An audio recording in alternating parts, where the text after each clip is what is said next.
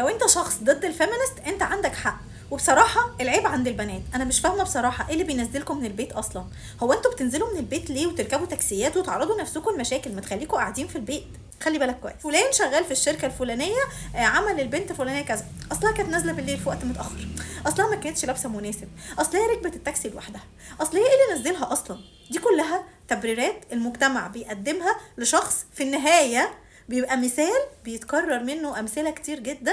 نخلي بالنا ان البنت دي ممكن تبقى في يوم من الايام هي اختك او جارتك او قريبتك او بنتك او زوجتك او مامتك، لان هو مش هيفرق، لان الشخص اللي ما شافش غيره بيتعاقب عمره ما هيخاف. ممكن نبطل ننشر اخبار ان شركة التوصيل الفلانية كان فيها سواق الفلاني حاول ان هو يعمل مع البنت الفلانية كذا، لان فعلا الاخبار دي ما بتجيبش نتيجة.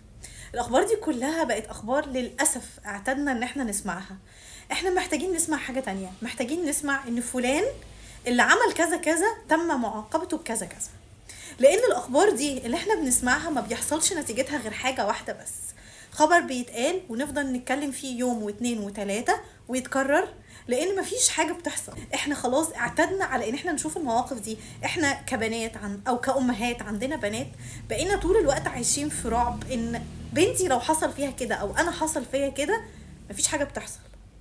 الناس لو شافت واحد بيحاول ان هو يتحرش لفظيا ببنت بيطلعوا له 1000 مبرر، اصل هي لابسه كذا، اصل هي عامله كذا، اصل هي اللي نزلها في الوقت المتاخر ده، اصل هي اللي لبسها. الكلام ده التبريرات اللي بتتقدم لناس كتيره قوي، من اللي في النهايه بتبقى سبب ان الحاجات اللي زي دي، الاخبار اللي زي دي بقينا بنسمعها. مسؤولين التشريع دورهم دلوقتي ان هم يطلعوا قانون رادع مفيش فيه نقاش، مفيش فيه مبررات، مفيش فيه ثغرات ممكن المحاميين يطلعوا منها الانسان اللي تسبب للبنت دي في اذى نفسي وجسدي ودمرها نفسيا وخلاها هتبقى بعد كده كمان متدمره نفسيا، وشخص حاسس ان هو اتظلم وحقه ما جالوش لانه خلاص انا حصل فيا كذا كذا، وفلان بمنتهى البساطه باي تبرير طلع منها وهيكررها وغيره هيكررها، وفي النهايه هلاقي نفسي انا بدفع نتيجه حاجات انا مش عارفه ان الشخص ده اهله ما قدملوش التربيه الكافيه، او هو القانون ما عملوش الردع الكافي اللي يخليه يحرم هو او غيره يعمل كده.